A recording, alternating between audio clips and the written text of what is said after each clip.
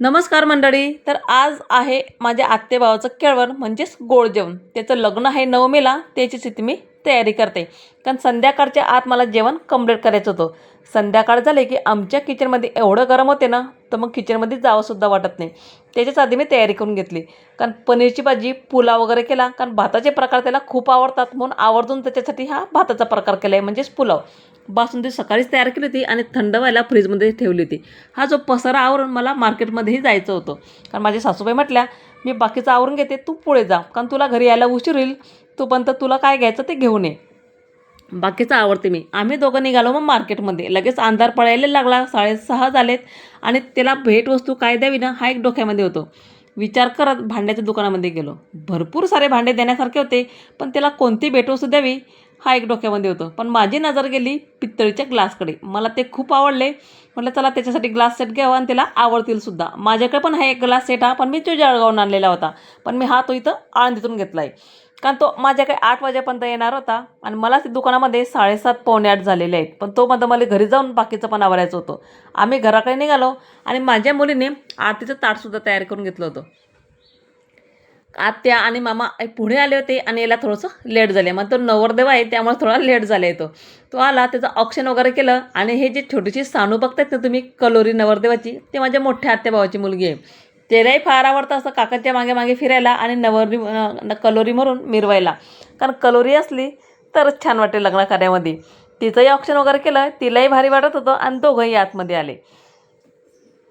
आणि हे जे केळवणाचं पान बघतायत ना तुम्ही, ते माझ्या मुलीनं तयार केलेले आहेत तिच्या हाताने. कारण माझं अजून एक चॅनल आहे गुरु गौरी आर्ट्स म्हणून. तिथं मी माझे वेगवेगळे आर्ट्स, रांगोळ्या असे व्हिडिओ मी अपलोड करत असते. तुम्हाला माझ्या रांगोळ्या पाहायच्या असतील तर तुम्ही तिथं पाहू शकतात. तर ही जी रांगोळी आहे ते आज सकाळीच काढून घेतलेली होती मी. आज कामावर उरकले आणि रांगोळी काढले. ही रांगोळी पण माझ्या चॅनलवर मी अपलोड केलेली आहेत. सगळेच हॉलमध्ये बसलेले होते. आत्या, मामा, आत्याची सून, ज्याचं लग्न आहे तो नवरदेव, तोही बसला. त्यांना सगळ्यांना हळदी कुंकू दिलं आणि मी ताट करायला घेतलं, कारण मी जे जे जेवण तयार केलेलं होतं ते मी सर्व ताटामध्ये वाढलं. इथं कैरीची चटणीसुद्धा बनवली होती आणि सांजोरी आणि चिवळासुद्धा केल्या. आमच्या खानदेशामध्ये आखाजीला आवर्जून सांजोरी हे बनवले जाते. त्याचा पण व्हिडिओ मी आपल्या चॅनलवर मी अपलोड केलेला आहे. इथं ताट करायला घेतलं. किरण आणि मी आम्ही दोघी म्हणून वाळून देत आहे, कारण दोघीची मदत झाली त्यामुळेच हे सगळं शक्य झालं. आणि माझ्या सासूबाईने पण आज खूप मदत केली बरं का मला, त्याच्यामुळेच माझे सगळं मी पटपट आवरू शकले, कारण त्यांनी घरातलं आवरलं आणि बाहेरचंही आवरून घेतलं. स्वयंपाक वगैरे करून गेली होती, पण त्यांनीच किचनवाटा वगैरे सगळंच त्यांनी आवडलं. नंतर मी मार्केटमध्ये गेली होती. सगळ्यांना जेवायला वाढलं. आम्ही दोघी म्हणून त्यांना वाळून देते. माझे आत्या, मामा हे सगळं जेवण करायला बसलं. यांचं झाल्यानंतर आम्ही किचनमध्ये बसणार होतो. लग्नाच्या आधी आमच्याकडे जे जेवण करतात त्याला गोड जेवण म्हटलं जाते किंवा कोणी केळवणसुद्धा म्हटलं जाते. तुमच्याकडे काय म्हणतात ना ते मला नक्कीच सांगा. तर असे करत गप्पा करत हे एकमेकाची मस्करी वगैरे करत असा वेळ गेला ते कळलंच नाही. सगळ्यांचं जेवण वगैरे झालं आणि आम्ही किचनमध्ये जेवण करायला बसलो. आमचे हे जेवण झालेत आणि जेवण झाल्यानंतर हा जो नवरदेव आहे म्हणजे कृष्णा, त्याचं नाव कृष्णा आहे, त्याला हे औक्षण करतात आणि आम्ही रुमाल टोपी वगैरे आणली होती त्यांना देण्यासाठी, तेही त्यांना दिले. नवरदेव रुमाल टोपी आणि नारळ म्हणून भेटवस्तू दिली आणि आम्ही ते भेटवस्तू आणलेली होती तेही त्याला दिलं. रुमाल टोपी, नारळ दिलं आणि जी भेटवस्तू आणलेली होती ती पण दिली. त्यांनी आमच्या पाया पडल्या, कारण त्याचं लग्न आहे जळगावमध्ये आणि आम्ही राहतो आळंदीमध्ये. लग्नाला जाऊ किंवा न हो, कारण गावाकडे खूपच ऊन तापते. गेलो तर मी एकटी जाईल किंवा आम्ही दोघंही गेलो तर जाऊ. पण म्हटलं आता त्याला जेवण करायला बोलवून घेऊ आणि त्याचं केळवणसुद्धा म्हणजे गोड जेवण पण होऊन जाईल. आत्या आणि मामालासुद्धा बसवलं. त्यांना पण यांनी औक्षण वगैरे केलं आणि रुमाल टोपीसुद्धा दिली, कारण आम्ही त्यांना आहेर आणलं होतं देण्यासाठी. कोणी लग्नात पण देतं तर कोणी आपण जेवण करायला बोलवतो गोड जेवणासाठी, तेव्हाही दिले तरी चालतं. म्हटलं आलेच आहे ते त्यांना इथं आहेरसुद्धा देऊन द्यावं.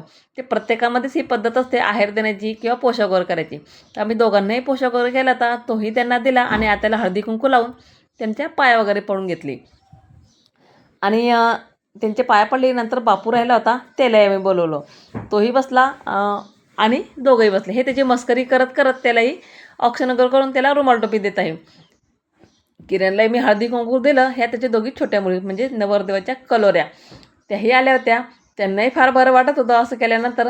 मस्करी करत करत कसा वेळ गेला हे कळालंच नाही. सगळ्यांचे जेवण वगैरे झाले आणि आम्ही हॉलमध्ये गप्पा करत बसलो.